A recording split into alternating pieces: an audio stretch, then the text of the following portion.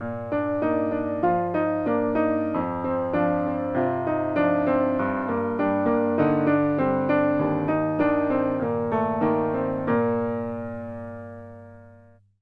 ¿cómo están ustedes? Paz y bien, un gusto compartir de nuevo otra cápsula de Psicología y Fe. Nuevamente hoy nos acompaña el licenciado Gustavo Alberto Alsina. ¿Cómo estás, Gustavo? Bien, padre. Bienvenido a este momento, a esta cápsula. Y hoy el tema es la pereza y la diligencia en la terapia de la fe. Pereza y diligencia. Pereza versus diligencia, ¿no? A ver, hablamos un poquito de lo que es la pereza, con una palabra difícil por ahí, ¿no? Sí, porque en realidad era conocida, bueno, un vicio conocido y viejo como el de la pereza, que hoy ha adquirido en distintos ambientes organizacionales, en distintos modos de terapia, o un nombre distinto que es la procrastinación. Procrastinación, Claro. con la CRA. Claro, que es como esto de este permanente arte, pero de manera viciosa. ¿Y por qué le digo arte? No casualmente, sino porque la persona es como que empieza a hacer, a tejer distintas habilidades para que lo lleven a este vicio. ¿Ah, sí? ¿No? Claro, digamos, hay ciertas características donde la persona empieza a acostumbrarse a ciertos hábitos perjudiciales que lo llevan a enquistarse un poco en este vicio de dejar para mañana lo que tranquilamente puedo hacer hoy. Claro, claro. Es algo así como una flojera, una Claro, fiaca. Una fiaca. Totalmente, claro.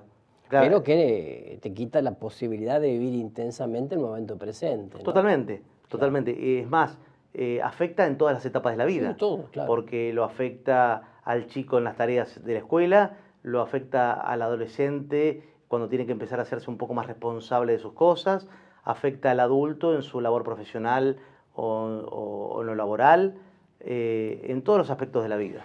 ¿Hay una tendencia natural a ser así, como quien dice, perezoso, flojo, o hay aspectos que tienen que ver con lo cultural, familiar, o hay aspectos también psicológicos? Yo creo que hay primero un aspecto natural y humano, que es este vicio de la pereza, Claro. al que naturalmente siempre se tiende, Claro. ¿no? Esta falta, esta debilidad humana que de por sí uno tiende a eso y que uno tiene que tratar de trabajarla y fortalecerse en la diligencia, a partir de eso hacer las cosas, pero a partir del esfuerzo, ahí sí, ¿no? Porque uno tiene que salir de esa comodidad en la que se encuentra y en la que uno quisiera estar y quedarse. Ahora, el perezoso, el flojo, el fiacoso, digamos así, ¿no es en el fondo alguien a quien no le interesa demasiado su propio proyecto de vida, su vida, quizás un desinterés, una indiferencia, porque a lo mejor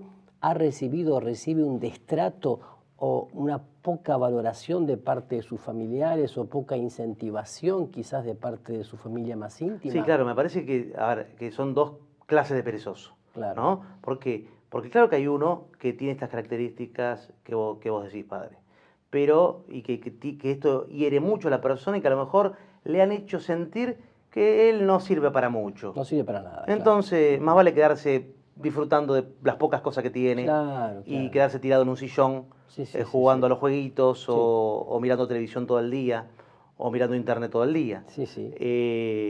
Entonces, claro que puede existir ese tipo de pereza que es principalmente la pereza por falta de motivación. Falta de motivación. La procrastinación por falta de motivación. Ahora, Sí. después tenemos la persona que quiere cambiar, que tiene un proyecto de vida, que está motivado, Sí. pero que está muy mal acostumbrado Ajá. y que tiene este hábito de la procrastinación. Ok. ¿No? Entonces, a ver, él quiere en realidad lograr ciertas cosas, pero se le dificulta mucho. ¿Tiene que ver también con la sobreprotección que pudo haber tenido Muchas esa veces persona? sí, Claro. muchas veces sí. Que hay otros que hacen las cosas por él. Claro. Sí, sí, sí. Muchas veces sí. Muchas veces sí. No exclusivamente, pero hay ver cada caso en particular, pero muchas veces tiene que ver sí con la historia de vida. Pero hay veces que no. Hay veces que hay gente que no ha pasado por eso, tiene proyecto de vida, tiene motivación para hacer las cosas, pero acá podemos ver dos cosas. Tiene este mal hábito que cuando decimos que a esto lo contrarresta la diligencia. La diligencia. ¿Cómo hacemos para trabajar la diligencia? Entendamos la diligencia, la palabra diligencia, no pensemos en la carreta. En el Far West, ¿no? Claro. Ahí viene la diligencia con el correo. Claro, la diligencia como este factor de ponerme a hacer las cosas. Claro, ¿no? Que ayuda mucho el orden también, ¿eh? El orden lleva a Dios, lleva a ser diligente. Claro. El orden, la agenda, la planificación ayuda bastante. Y dos cosas principales acá para trabajar como entrenamiento personal, que son la planificación y la ejecución de esa planificación, claro, y el seguimiento. Y esa. ¿No? Tenemos planificación, ejecución y evaluación. Esas tres cosas se trabajan en terapia contra la procrastinación, ¿no? Que es este vicio actual devenido de la pereza. Entonces, ¿qué tenemos que hacer? Hay gente que no está acostumbrada a planificar, que deja las cosas en la cabeza. Sí, sí, sí. ¿No? Bueno, sí, yo tengo que hacer tal cosa, bueno, ¿no? Está bien, pero ¿cuándo? Porque en realidad lo que a mí me hace diligente es que yo hoy me levante, vea mi agenda y sepa que hoy tengo para hacer tales cosas. Claro. Si yo digo, la puedo hacer en cualquier momento, y capaz que no la hago nunca. Sí, la semana que viene mejor. Totalmente. Claro. Entonces, principal característica y primera, la planificación. Planificar. Segunda, la ejecución. Porque si yo planifico, claro, pero me quedo en las ideas, claro, estoy como Platón. Sí, sí, ¿no? sí, sí, sí. Y entonces no ejecuto nunca. Claro. Entonces la planificación sin ejecución no sirve de nada tampoco. Entonces, bueno, planificación, ejecución y después evaluación de estas dos cosas. ¿Por qué evaluación de las dos? Y porque yo pude haber tenido un error, tanto en la ejecución de lo actuado como en la planificación. A lo mejor yo planifiqué mal. Claro. A lo mejor me puse muchas cosas en un día y por eso las hice todas cortas y por la mitad. Entonces, tengo que volver a planificar, a aprender gradualmente también la forma de planificar, cómo me conviene a mí, cómo me conviene para mi forma de estimularme. Hay gente que se estimula más auditivamente, hay gente que entonces se pone una alarma, hay gente que se estimula más visualmente, entonces lo tiene que ver en una agenda escrito, ¿no? Entonces, ver cuál es la mejor manera para mí de planificar. Entonces, después ejecuto eso y después evalúo estos dos aspectos, cómo anduve en la planificación y en la ejecución de eso. Porque a lo mejor planifiqué maravillosamente, pero ejecuté ahí... Claro, ahí nomás. Ahí nomás, ¿no? O sea, demasiada expectativa, pero la verdad ahí no quedó nada. Totalmente. Entonces, bueno, tener muy en cuenta estos tres aspectos que van a hacer que yo pueda entrenarme en esta diligencia para salir de la pereza y de la procrastinación, ¿no? Claro. Planificación, ejecución y evaluación. ¿Por qué muchas veces es necesario que yo tenga otra persona que me ayude en esto? Como un acompañamiento. Un acompañamiento profesional o un acompañamiento, si no es profesional, de alguien, de un familiar, de un amigo. O espiritual, claro. ¿Por qué es importante esto? Es muy importante porque hay veces que yo necesito el control del otro, ¿no?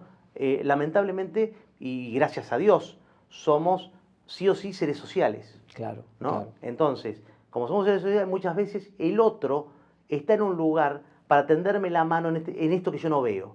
Nosotros tenemos ciertos, como los autos, ciertos puntos ciegos, que nosotros no vemos de nosotros mismos.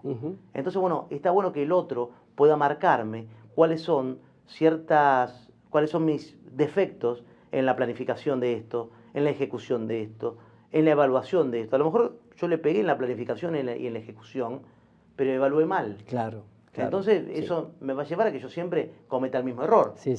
¿no? Entonces, bueno, tener en cuenta estos tres aspectos, tener siempre una persona de confianza, sea un profesional, sea un sacerdote, sea un amigo, sea un familiar, a que nos ayude en esto. Claro. ¿No?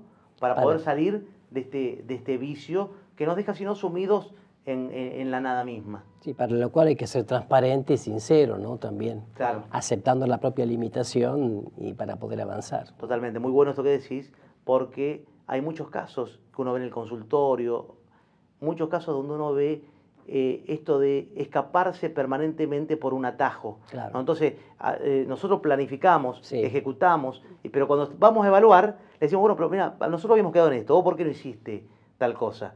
Y ahí vemos que enseguidamente buscan atajos y excusas para no hacerse responsable de sí mismos. Tal cual. Entonces, claro que esto tiene mucho que ver. Mucho que ver. El aceptar la propia responsabilidad, eso me hace más maduro. Y la madurez la madurez afectiva, emocional en estas cosas, después va a ser lo único que me va a sacar de este pozo de la pereza, de la procrastinación, que en definitiva va a ser lo que me va a llevar a que mi vida no quede solamente en un potencial, sino que se pueda desarrollar y que se pueda planificar. También. Porque lo que hoy pasa es que la procrastinación lo que hace es que la persona se quede en su potencia de ser y no llegue nunca a acto. Claro. ¿No? Claro. Entonces, bueno, esto permanente de decir, bueno, yo tengo que estar permanentemente entre el potencial de lo que puedo ser y el tratar de lograrlo.